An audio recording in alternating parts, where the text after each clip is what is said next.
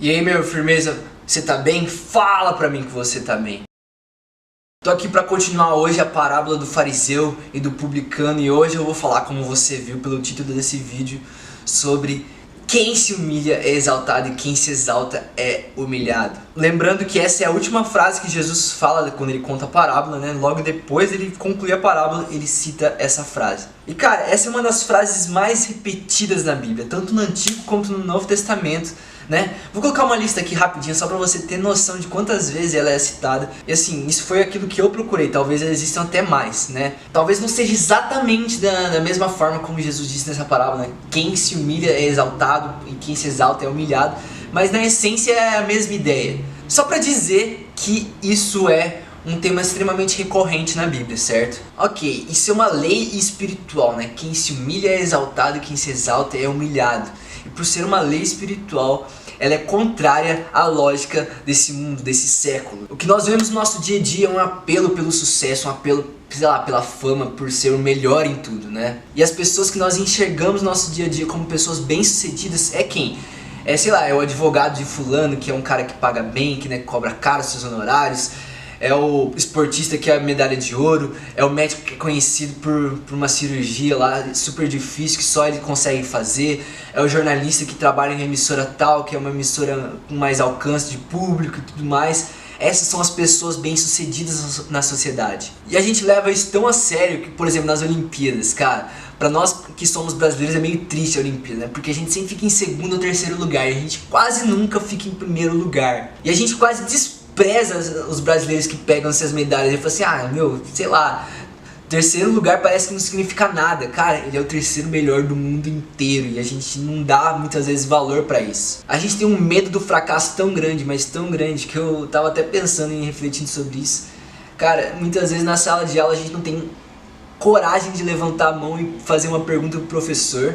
Ou quando o professor faz uma pergunta, a gente não tem coragem de responder porque a gente tem medo de errar e todo mundo ri da nossa cara, como se a gente tivesse a obrigação de sempre acertar, de sempre ser o melhor em tudo. Essa é a lógica do mundo, mas o reino de Deus funciona de uma forma diferente. E para falar sobre a lógica do reino de Deus e sobre essa lei espiritual do quem se humilha é exaltado, quem se exalta é humilhado, eu quero falar sobre 3 situações entre Jesus e seus discípulos. A primeira é de uma vez que os discípulos eles estavam discutindo entre si quem deles era o melhor. Quem deles era o medalha de ouro? Quem era o melhor discípulo? Quem era o que mais curava? Quem era o que tinha mais fé? Sei lá, que expulsava mais demônio, que era mais fiel, que conhecia mais escrituras, sei lá o que eles estavam discutindo, mas eles estavam discutindo entre eles. Só que eles, logicamente, eles não estavam discutindo isso na frente de Jesus, né? E quando eles estavam, assim, logo depois eles estarem discutindo isso, eles se encontram com Jesus e Jesus pergunta pra eles: e aí, galera, que vocês estavam discutindo? Eu percebi que vocês estavam meio alterados aí, o que tava rolando? Não, Jesus, não tava discutindo nada não. Tava discutindo sim, eu ouvi um negócio lá, vocês falando, sei lá, sobre uma coisa lá. O que é que vocês estavam discutindo? Não, Jesus, não tava discutindo. Eles não tiveram coragem de falar pra Jesus sobre o que eles estavam discutindo. Mas Jesus, sabendo do que eles estavam discutindo, ele falou: vocês estavam discutindo sobre quem era o maior entre vocês, né? Aí Jesus vira pra eles e fala assim: quem quiser entre vocês ser o primeiro, seja o último, o servo de todos. Numa outra ocasião, os discípulos eles chegaram para Jesus e perguntaram o seguinte: quem no reino de Deus é o maior? Né? Já não estavam mais discutindo entre eles. Ele falou assim: no reino de Deus, nesse mundo espiritual aí que tem, quem é o maior? Quem é o maior profeta, anjo, sei lá, quem que é o maior aí? E Jesus pega uma criança, coloca no meio deles e fala assim: quem se fizer humilde como essa criança, esse é o maior no reino de Deus. E outra situação, essa pra mim é a mais icônica. A mãe de Tiago e João chega pra Jesus e fala assim: ô Jesus, quando você se assentar lá no seu reino, no seu trono de glória, coloca um filho meu à direita e outro à esquerda. Meu, quando os demais discípulos ficaram sabendo disso, eles ficaram tão indignados, mas tão indignados, cara, com Tiago e João. Eu fico imaginando eles zoando Tiago e João. Ei galera, vocês ficaram sabendo aí, ó, aqui ó,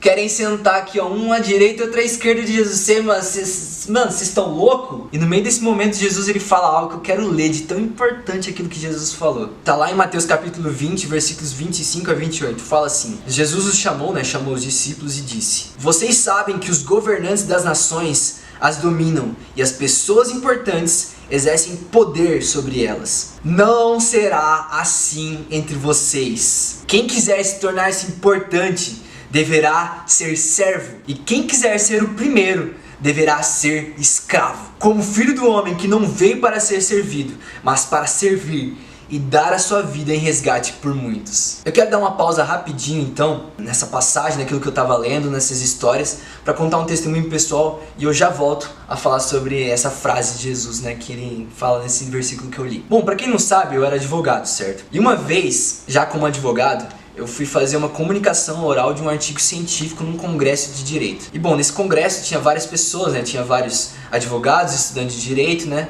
e a gente formou uma roda e um por um ia lá expondo seus trabalhos e tudo mais, e logo depois a pessoa falava, abria um espaço para perguntas, para discussão e tudo mais. E foi muito legal, né? As pessoas falavam dos seus trabalhos, a gente discutia, elogiava o trabalho da pessoa e tudo mais. E eu fui a última pessoa a falar naquele congresso. Eu lembro que quando eu expus meu artigo científico, eu fui o único trabalho que, mano, quase todo mundo discordou de mim. Tipo, todo mundo concordava, achava legal o trabalho dos outros, o meu não. Todo mundo discordou de mim. Só que assim, eu tava estudando aquele assunto há bastante tempo, então eu tinha estudado vários pontos de vista, juristas famosos que pensavam o contrário a mim.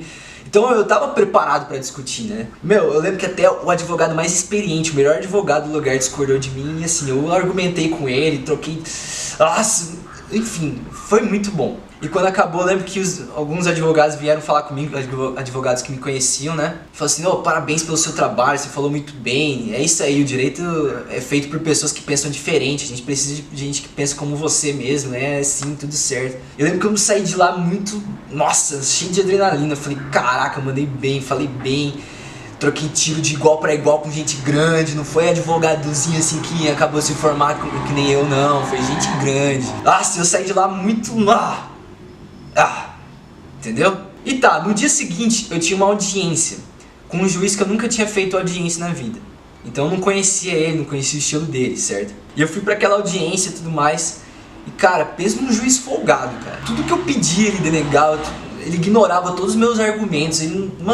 Nossa, deu tudo errado naquela audiência. Eu saí de lá, nossa, me sentindo muito, mas muito mal. Eu saí de lá me sentindo o pior advogado do mundo. Tipo assim, não consigo me impor sobre esse juiz. Ele me colocou no bolso dele. Cara, eu sou um péssimo advogado. Nossa, eu saí de lá me sentindo o pior advogado do mundo. E isso me fez muito, mas muito mal. Sério mesmo, aquele dia, nossa, eu lembro que eu saí de lá e até orei, falei assim, Deus, tem misericórdia da minha cliente, né, que não seja pela minha falta de capacidade, né, aqui pra argumentar, ou que não seja por esse juiz que é folgado, que ela deixe de ter o direito dela e tudo mais. Eu lembro que no final daquele dia, assim, já na hora de dormir, assim, eu ainda estava mal, né, tava pensando no que tinha acontecido aquele dia. Eu lembro que eu comecei a me lembrar, eu falei assim, caraca, ontem eu tava me sentindo super bem, falei, nossa, eu mando bem pra caramba, eu falo bem pra caramba. Nossa, aquele advogado lá que não sei o que lá, consegui, deitei em cima dele, mandei bem pra caramba. E hoje tô me sentindo como se eu fosse o pior advogado do mundo, né? Que não consegui argumentar com esse juiz e tudo mais. Eu lembro que eu pensei assim, falei assim, Deus, você deve ter permitido isso acontecer justamente pra que eu visse quanto eu sou limitado, quanto, né? Eu achava que era um advogado bom, não sou.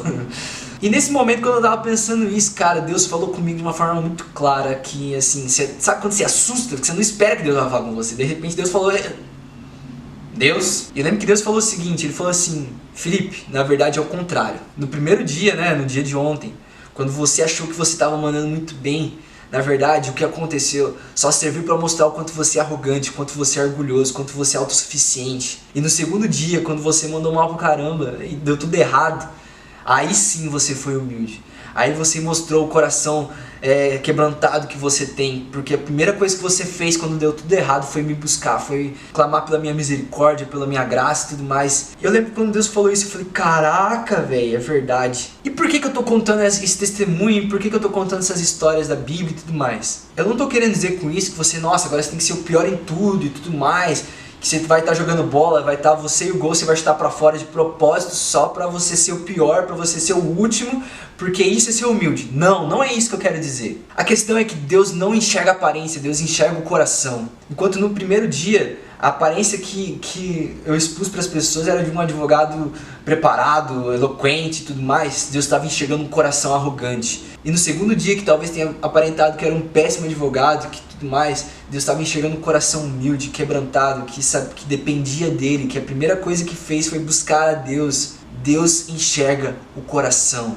Sabe, para Deus não importa se você é estagiário ou se você é o chefe da empresa. Deus está enxergando o seu coração.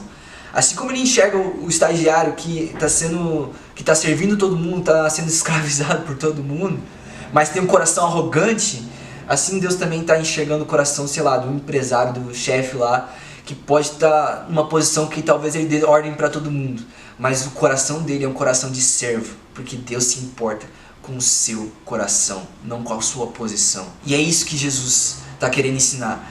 Quando Jesus fala para os discípulos assim, quem quiser ser o primeiro seja o último, ou quem, vocês querem ser pessoas importantes, então sejam servos, sejam escravos. Cara, Jesus falou com essas palavras, não foi nada menos que isso, sejam escravos das pessoas. Sabe, é querendo dizer no sentido, você é empresário, seja o servo da sua empresa, seja o primeiro a servir. E ele que fala assim, como filho do homem, não veio para ser servido, mas para servir e dar a sua vida por muitos. E em Filipenses fala que Jesus, ele humilhou-se a si mesmo e foi obediente até a morte de cruz. Jesus não veio como aquele que dá ordens, mas como aquele que obedece.